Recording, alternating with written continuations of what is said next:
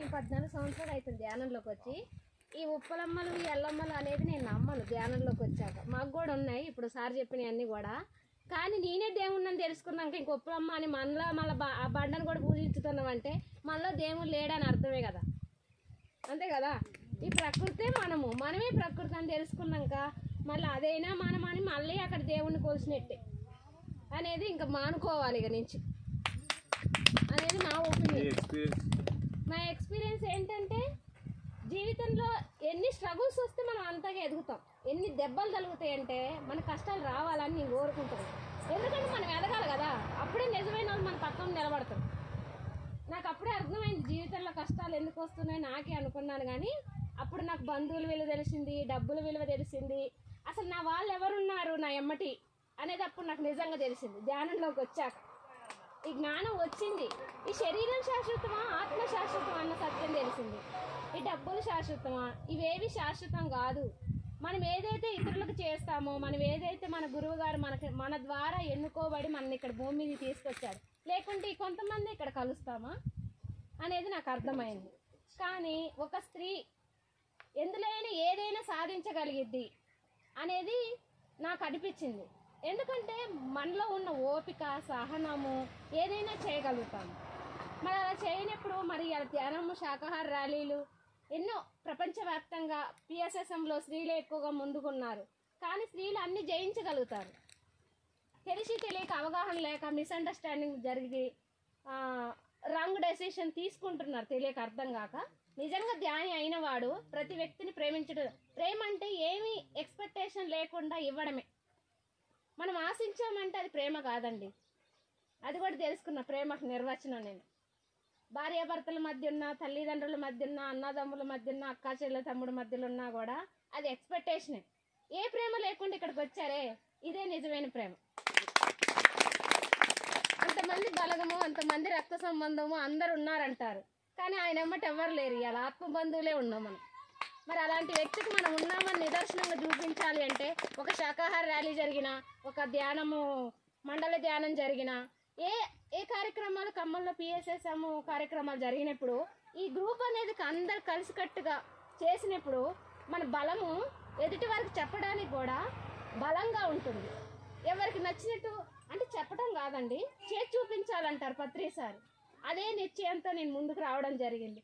ఖమ్మంలో గురుస్థాన్ 2 వారాల నుంచి పెట్టాను, మళ్ళీ స్టార్ట్ చేస్తున్నాను.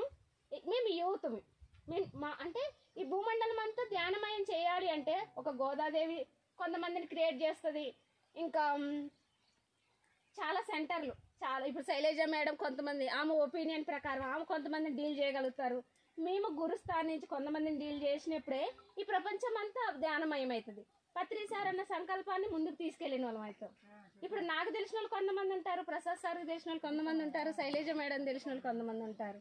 కానీ అందరం కలిసి ఒక చోటే చేయలేం కదా. విడివిడిగా వెళ్ళి చేయాలనుకున్న టైంలో అందరు కలిసి చేయాలి. వద్దు విడివిడిగా చేయాల్సిన టైంలో కూడా విడివిడిగా చేయాలి. కానీ వాళ్ళంతా వీళ్ళంతా అలా అనుకోకూడదని నేను అనుకుంటున్నాను.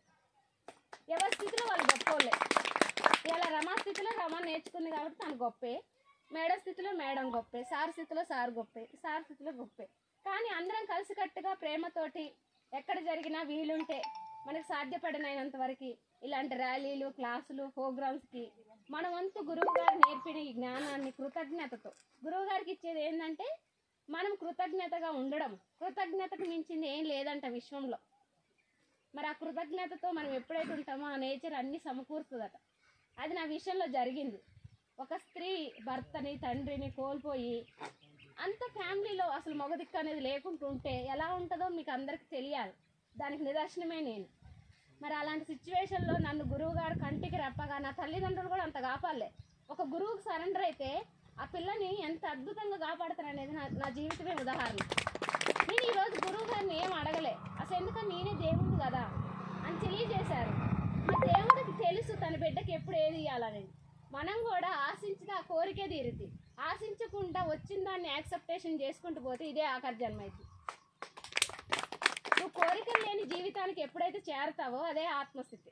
కోరిక ఉందంటే మనకు దుఃఖం ఉన్నట్టే అనేది నేను తెలుసుకున్న ఒపీనియన్. మరి ఇలాంటి వెంకట నరసయ్య గారు ఉప్పలమ్మ పెట్టారు. మరి నెక్స్ట్ టైం నుంచి ఉప్పలమ్మలు ఇవన్నీ కూడా ఇంకా రామ్ చేసి మనమే భగవంతుడు అని తెలుసుకొని మరి ఇది ప్రపంచానికి నిదర్శనం. మనం భగవంతులం అయితేనే కదా. మళ్ళీ ఇంకా బండలు కొలుస్తున్నామంటే మళ్ళీ దేవుడు ఉండని అందరు చెప్తున్నట్టే అనేది నేను ఉప్పలమ్మ ద్వారా తెలుసుకున్నవారు.